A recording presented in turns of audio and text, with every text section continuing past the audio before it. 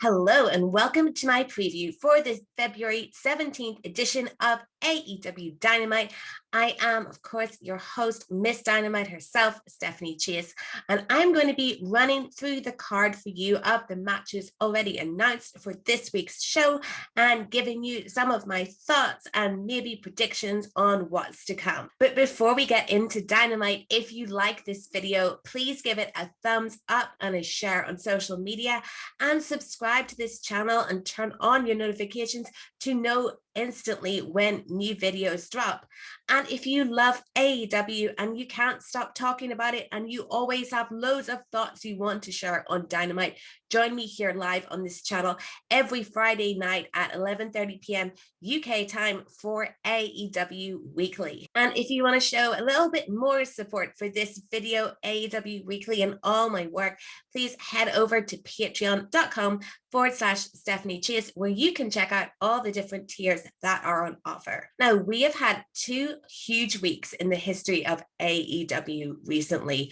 We had the surprise, the shocking, the very exciting arrival of Kenta 2 weeks ago when he attacked Jon Moxley. And then last week on Dynamite, we finally saw Kenta in action. Yes, Kenta wrestled on an AEW show, and what an awesome match he had, teaming with Kenny Omega to take on Jon Moxley and Lance Archer.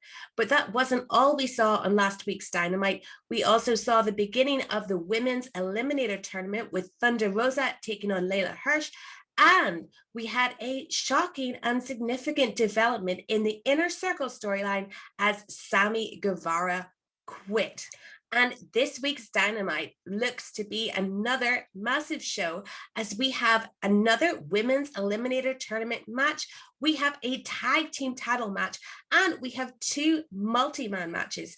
So let's waste no more time and get straight into the card. So first up, we have the team of Hangman Page, Matt Hardy, Private Party, taking on Luther, Serpentico, Jack Evans, and Angelico. So Matt Hardy and Hangman Page are teaming together again. We saw them first team a couple of weeks ago to take on Chaos Project, but this time we have Private Party in the mix as well. Now, Matt Hardy, Big Money Matt, is of course now the manager of Private Party after making them sign a contract where he gets a large chunk of their salary. But things didn't work out for them very well on Impact this past Saturday when they lost the chance at capturing the tag team titles when they failed to defeat the Good Brothers despite Matt's interference, and Matt was left absolutely furious. So maybe he'll be bringing some issues into this match. So everyone seems to want Hangman Page. First, it was the Dark Order, who still really want him, and now it's Big Money Matt. So last week we saw Hangman Page go for a drink with Matt Hardy. Before they even got to the bar, he had a little bit of an awkward encounter with his boys from the Dark Order. But when they were at the bar, Hangman Page seemed to be really indulging in the free drinks provided by Matt Hardy. And Matt Hardy produced a contract for Hangman Page to sign. But what Matt didn't see, and what even a lot of viewers didn't see because it was so well done and it was so subtle, was that Hangman Page switched the contracts. So we don't actually know what Matt Hardy signed. Was it something maybe to do with Matt's contract with Private Party? Was it something to do with the Dark Order? Because remember, the Dark Order, Mr. Brody Lee, were very much known for always carrying some papers around. So maybe on this week's Dynamite, we're going to actually see what Matt Hardy signed. And really, it could be anything. This match, I'm very much expecting it to just be a further development in this Matt Hardy and Hangman Page storyline, and who knows how Private Party will play into that. Maybe they'll finally get free of Matt Hardy because of this. But yeah, it looks to be a pretty good match. You know, Private Party are really good. Hangman Page is really good as well, and so are Jack Evans and Angelico. So I think there's going to be a lot of like cool high-flying action between the two tag teams, and then we're of course looking forward to the storyline developments between Matt Hardy and Hangman Page. So next we have our second first round match in the Women's Eliminator Tournament on the USA side as Serena Deeb takes on the returning Riho. Now, last week we saw Thunder Rosa become the first person to advance on the USA side when she beat Layla Hirsch. And on Monday, the full first round of the Japanese side of the tournament was on AEW's YouTube channel. And I'm going to put the results on the screen here.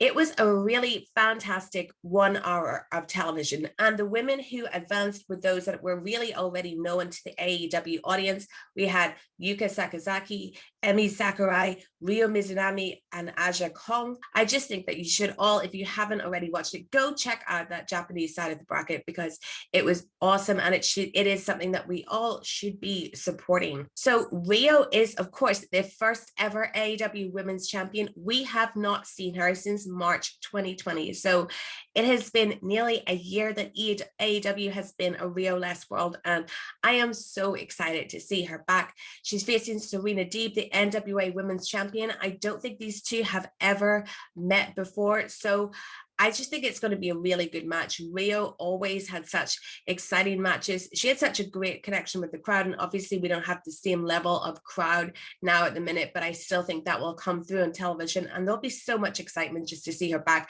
And Serena Deeb always puts on really great performances. So this is a match I'm very much looking forward to. And when it comes to picking a winner, it's got to be Ryo, isn't it? You know, she's back and she's our former champion. And it's an interesting situation to have a current champion from another promotion taking on your promotion's first champion. But I think AEW have to be thinking of themselves in this situation and will probably put Ryo over. And she will advance to the next round to meet Thunder Rosa. Next, we have a tag team match as FTR take on the team of Matt and Mike Sydal. Now, firstly, FTR have been feuding with Jurassic Express now recently, and 2 weeks ago, they kidnapped Marco Stunt. Yes, they kidnapped Marco Stunt. We did learn that Marco is okay. There wasn't much of a follow-up to that last week other than Jungle Boy cutting a promo. So maybe I expect to see some interference here on behalf of Jurassic Express, because you can't just get away with kidnapping a guy on TV, can you? And it seems like these crimes might be rife in Daly's place, because we'll soon get on to what Team Taz did to Darby Allin last week. FTR did get removed from the Tag Team Battle Royal a couple of weeks ago for cutting off the horn of Luchasaurus. So let's see if they do face any consequences from AEW or Jurassic Express for their kidnapping of Per Marco. So Mike Sydal, yes, Matt Sydal has a brother and he is coming to AEW Dynamite this week. So I don't know much about Mike Sydal, but from looking at his records online, it seems as if he hasn't wrestled in almost a year. So it will be interesting to see what kind of a performance he can pull out there, because there's got to be some ring rust. So a few interesting notes about him. He appeared on Monday Night Raw in October 2019, where he was billed with Rizzo. He teamed with Bryant to take on the Viking Raiders. Then in 2018, he was on 205 Live, taking on the Lucha House Party, where he was known as Mike Karma. And he also has a win against Orange Cassidy. The other thing that I saw from looking him up as well was it seemed that he got a lot of praise in his rookie years, which was about a decade ago. So maybe he's doing a bit of a Ryan Nemeth and trying to have like a bit of a career resurgence now and coming to AEW. I am interested to see what the brother of Matt Sydal can do. So welcome to Dynamite, Mike Sydal. AEW is nothing if not a family business. Now, I'm going to be really interested to see what they put in the main event slot on Dynamite, because we do have a tag team title match coming up, but we also have a massive 6-man match as Jon Moxley teams with Lance Archer and Rey Fenix to take on Eddie Kingston and the Butcher and the Blade. There is so much history here. So we have the Butcher and the Blade and Eddie Kingston being responsible for laying out Pentagon and putting him on the shelf. We have all the history between Jon Moxley and Eddie Kingston that played out so perfectly last year, leading to that I Quit match. So there's a lot going on. Lance Archer has had his beef with Eddie Kingston and the Butcher and the Blade as well. I think this is going to be a really good match. It will be hard for it to come anywhere close to the main event we saw on last week's Dynamite, but Moxley, he's him and Kingston are just such a perfect match. And I really wish that their storyline had lasted longer this year. So it's just nice to see them back in the ring again. Lance Archer, great last week. What can you say about Rey Fenix? One of the absolute best in the company. So yeah, a very exciting match. Storyline wise, I don't know. Could we see another appearance from Kenta? That match with John Moxley at New Japan Strong is creeping ever closer. So I think that if we are going to get some kind of Kenta appearance or anything like that, then that would put this match in the main event slot. But it's definitely an exciting one that's going to be very action packed. And before we get to the tag team title match, it's not a match, but Sting will be calling out Team Taz this week after what they did to Darby Allin on last week's show. Yes, so Darby Allin, he survived a great match with Joey Janela, and then the next thing, he's like in a body bag in the parking lot being trailed around. It was quite the stunt to pull on Dynamite. So yes, Sting will be calling them out. This storyline between Sting, Darby Allin, and Team Taz, we just kind of seem to take baby steps in it, and I can see why, because Sting, he probably appeared too early when it comes to, you know, when the pay-per-view match is actually happening, but at the same time you can't knock it because his appearance at Winter is Coming was absolutely perfect. It was the perfect time to bring him in, but we are building towards a match in March. So it's been about 3 months of build with no real payoff. So I am hoping that we have some kind of storyline advancement this week. Maybe Sting will get physical or something, because if Sting really cares about Darby, the actions of Team Taz last week, they should be what pushes him to the edge to actually get physical and confront them in that way, instead of the kind of back and forth promoing that we've been seeing for the past couple of weeks. But I must say that I am always happy to see Sting on my screen, especially if he's with Darby Allin. So I have no problems with how the Sting Darby Team Taz storyline has been done, but I do understand the frustrations of people that just think that we're kind of on a loop every single week. But we're edging closer to Revolution now. So maybe this week will be the week where we get a bigger development here in that storyline. So next we have a match for the AEW Tag Team Championships as the Young Bucks take on Proud and Powerful Santana and Ortiz. Now, this match was announced on last week's Dynamite. It almost felt like it came out of nowhere. The Young Bucks laid out that challenge, and that was all due to the fact that they first confronted the Good Brothers, who in the Tag Team Battle Royal 2 weeks ago, they interfered, which really cost the Young Bucks the match, and the Young Bucks were eliminated so early from that match, considering that they are the tag team champions. But the Good Brothers on last week's Dynamite, they really tried to smooth it over with Matt and Nick and saying, you know, it wasn't you we had beef with, that we didn't mean for this to happen, and who you really have beef with is the Inner Circle. And of course the Battle Royal was won by MJF and Chris Jericho. So this has led the Young Bucks to give Santana and Ortiz a title shot. Yeah, so Santana and Ortiz have jumped the queue for a title shot even within the Inner Circle, but not that I'm complaining. So these teams previously met in December 2019. It was in a street fight where the Young Bucks were victorious, but things are very different now. And this match is going to be interesting because the Young Bucks have their whole storyline going on with the Good Brothers and Kenny Omega. But we have the whole Inner Circle storyline, which really had such a huge development last week. So last week, Sammy Guevara could not take MJF anymore, and he finally quit. And he walked out of Daily's place and said he needed to get out of here for a while. So I don't expect to see Sammy back until Revolution, or maybe even later than that. But it will be interesting to see if the Inner Circle stuff plays into this match, because you got to wonder about Santana and Ortiz, because they're an actual tag team, and yet it's MJF and Jericho that are getting the kind of top tag team spot in the Inner Circle, because they did win that battle royal.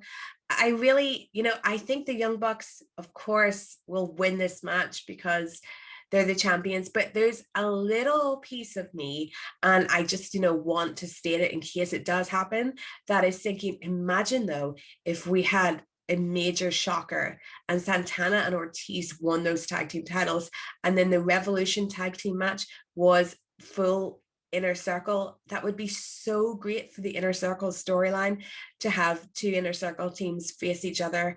And then you have, of course, Sammy Guevara, maybe coming back to give the assist to Proud and Powerful. And you also have like Jake Hager as well. How does he feel?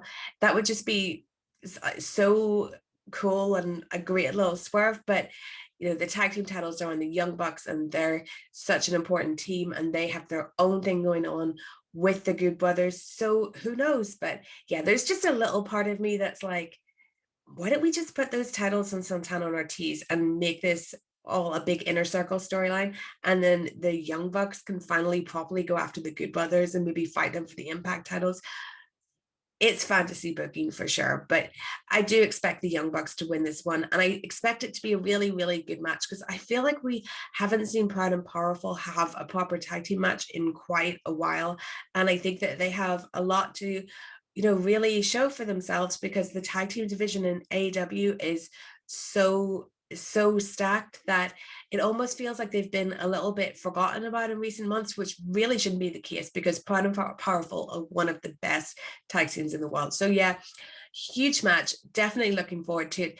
The storyline implications, if everything was to explode and you had Good Brothers and Omega come out for the Bucks and the rest of the Inner Circle come out for Santana and Ortiz, just imagine how awesome that would be to have all those people collide, Anderson, Gallows, Omega, Young Bucks, Jericho, Don Callis is in there, Proud and Powerful, MJF. It would just be really awesome.